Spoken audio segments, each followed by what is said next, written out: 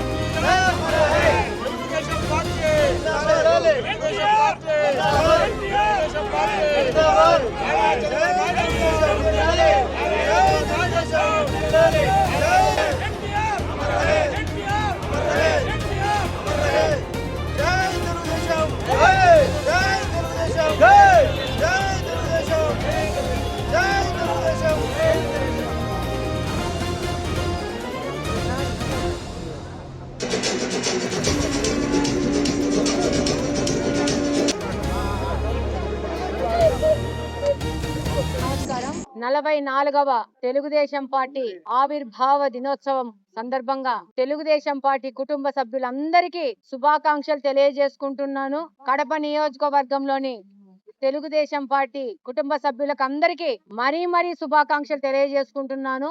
సంక్షేమమే తొలి ఎజెండాగా తెలుగుదేశం పార్టీ పుట్టింది. బలుగు బలహీన వర్గాల అభ్యున్నతి కోసం, సమాన అవకాశాల కోసం పుట్టిన పార్టీ తెలుగుదేశం పార్టీ.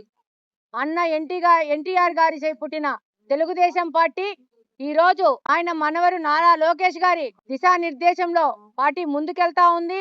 ఆ రోజు ప్రాజెక్టుల నిర్మాణము, పేదల సంక్షేమము, ఆడపడుచులకు అండ, వాళ్ళకు ఆస్తి హక్కు, ఇలాంటి అనేక అంశాల్లో తెలుగువాడి ఆత్మ గౌరవము అనే నినాదంతో తెలుగుదేశం పార్టీ పుడితే ఈ రోజు మన ముఖ్యమంత్రి గారు మాన్యశ్రీ నారా చంద్రబాబు నాయుడు గారు అభివృద్ధి, సంక్షేమము రెండింటిని రెండు చేతుల్లో తీసుకొని ఆయన 70 ఏళ్ల వయసులో పరిగెత్తుతూ ఉంటే మన యువ నాయకుడు నారా లోకేష్ గారు స్పీడ్ ఆఫ్ డూయింగ్ అంటూ ఆంధ్రప్రదేశ్ ని పారిశ్రామిక రకంగా, ఆర్థికంగా మొట్టమొదటి స్థానంలో నిలబెట్టాలనే ఒక లక్ష్యంతో ముందుకెళ్తున్నారు.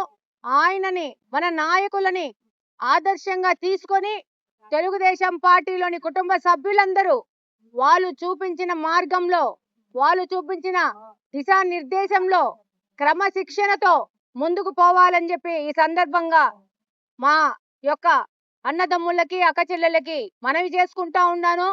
రాబో 20 సంవత్సరాలు తెలుగుదేశం పార్టీ కూటమి ప్రభుత్వమే అధికారంలో ఉండే విధంగా ముఖ్యమంత్రి గారు మళ్ళా ఇప్పుడు 4వసారి ముఖ్యమంత్రి అయ్యారు, ఇంకా 2-3 సార్లు ముఖ్యమంత్రి అయ్యే విధంగా మనం పనిచేయాలని కోరుకుంటూ